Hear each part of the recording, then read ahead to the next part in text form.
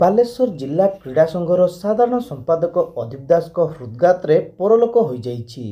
ମୃତ୍ୟୁ ବେଳକୁ ତାଙ୍କୁ 79 ବର୍ଷ ହୋଇଥିଲା। ସୋମବାର ରାତିରେ ସେ ହଠାତ୍ ଅସୁସ୍ଥ ହୋଇପଡ଼ିଥିଲେ। ତାଙ୍କୁ ଭୁବନେଶ୍ୱରର ଏକ ଘରୋଇ ହସ୍ପିଟାଲରେ ଭର୍ତ୍ତି କରାଯାଇଥିଲା। ତେବେ ଚିକିତ୍ସାଧୀନ ଅବସ୍ଥାରେ ରାତି 2:45 ସମୟରେ ତାଙ୍କର ମୃତ୍ୟୁ ହୋଇଥିଲା।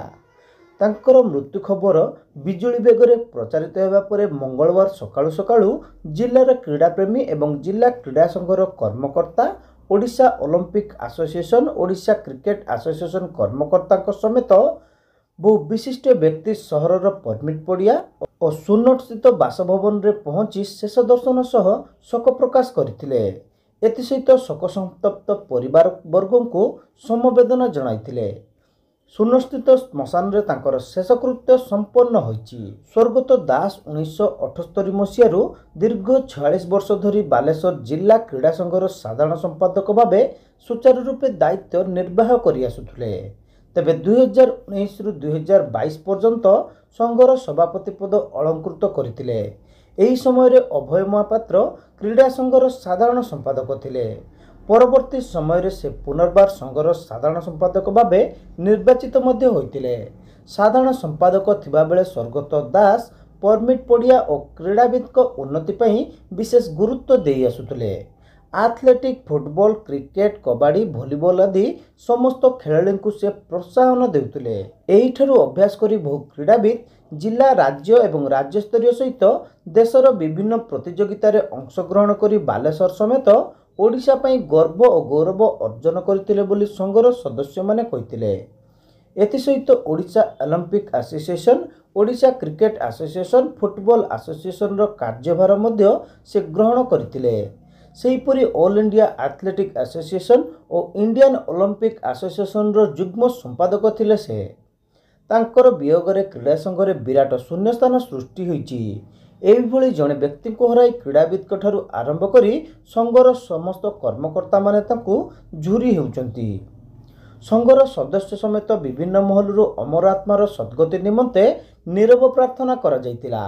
ସେହିପରି ତାଙ୍କୁ ସମ୍ମାନ ଜଣାଇ ପରମିଟ୍ ପଡ଼ିଆରେ ଚାଲୁଥିବା କ୍ରିକେଟ ଟୁର୍ଣ୍ଣାମେଣ୍ଟ ସହ ଅନ୍ୟାନ୍ୟ କାର୍ଯ୍ୟକ୍ରମ ଦିନକ ପାଇଁ ସ୍ଥଗିତ କରାଯାଇଛି।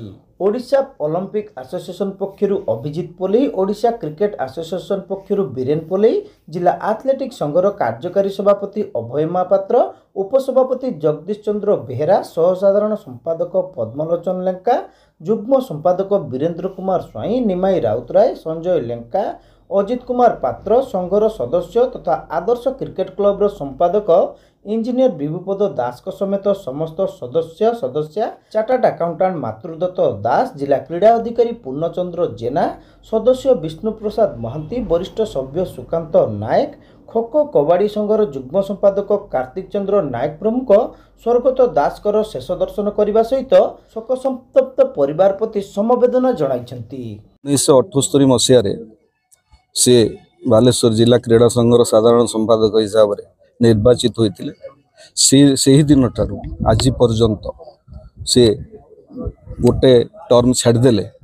ଯେଉଁ ଟର୍ମଟା ମୁଁ ଥିଲି ତା ପରଠାରୁ ସେ ଦୀର୍ଘ 44 ବର୍ଷ ଧରି ଏ ସଂସ୍ଥାର ମାନେ ସାଧାରଣ ସମ୍ପାଦକ ରହିବା ସଙ୍ଗେ ସଙ୍ଗେ ତାଙ୍କରି ସମୟରେ ଆଜି ଯେଉଁ ବାଲେଶ୍ୱରର ପରମିଟ୍ ଫିଲ୍ଡ ଆପଣ ଦେଖୁଛନ୍ତି ତାଙ୍କରି ସମୟରେ ହିଁ ଏ ଷ୍ଟାଡିୟମଟି ଏଷ୍ଟାବ୍ଲିଶ ହେଇଛି। ତାଙ୍କର ପ୍ରଚେଷ୍ଟାରେ ନୀଳମଣି ରାଉତରାୟଙ୍କ ଚିଫ୍ ମିନିଷ୍ଟର ଯେତେବେଳେ ଥିଲେ ଏବଂ ପ୍ରକାଶ ଚନ୍ଦ୍ର ଯେ ସେଣ୍ଟ୍ରାଲ ଏଜୁକେସନ୍, ପ୍ରତାପ ଚନ୍ଦ୍ର ଯିଏ ଥିଲେ ସେଣ୍ଟ୍ରାଲ ଏଜୁକେସନ୍ ମିନିଷ୍ଟର ଏବଂ ସମରେନ୍ଦ୍ର କୁଣ୍ଡୁ ଇଏରେ ସେଟା ସ୍ଥାପିତ ହେଇଥିଲା। ତାପରେ ये जो बिल्डिंग जो गैलेरी है, 2टा गैलेरी है, जानकी पट्टनायक समय से गैलेरी गुड़ा किसी आम करूँ सेपटे एवं ये जो स्टेडियम उन्नति से सब बड़े चेष्टा करुले एवं बहुत पिला से प्रोत्साहित करुले केमिति जे एथलेटिक्स हो, फुटबॉल हो कि कबाड़ी हो, जेकोसी जिते गुड़ा खेल अच्छी तादेह केमिति से माने आसिकी पार्टिसिपेट करेंगे एवं बालेश्वर को रिप्रेजेंट करेंगे से बहुत काम कर तत्संगे संगे से Odisha Olympic association, amateur athletic association Odisha एवं football association, Odisha cricket association से कार्यभार ग्रहण करते। जॉइंट सेक्रेटरी थिले ऑल इंडिया एथलेटिक एसोसिएशन से जॉइंट सेक्रेटरी थिले, Indian Olympic association joint secretary थे, अद्यावधि से तांकर जो वर्किंग कमिटी मेंबर थे। तेणु तांकर जो देहांत होईची से ताकू आमे तो पूरण करि परिबु नाही, सेति आमे समस्ते दुखित म्रियमाण एवं तांकर आत्मार सद्गति हो एवं भगवान तांकर फैमिली को शक्ति दियंतु। ए जो धक्का लगी ताकू केमिति से फेस करेंगे। अवदान तुलना करा जाई परिबोनी, व्याख्या करा जाई परिबो नहीं। यदि बालेश्वर सहरु बालेश्वर जिल्लारू जेते एथलेट जाइछंती, फुटबॉल प्लेयर जाइछंती, वॉलीबॉल प्लेयर जाइछंती, खो जाइछंती, नेशनल खेलिछंती, ए सबुथिरे मूलर कारण होउची अधीप दास। अधीप दास को बिना ए स्टेडियम चली परिबो नहीं।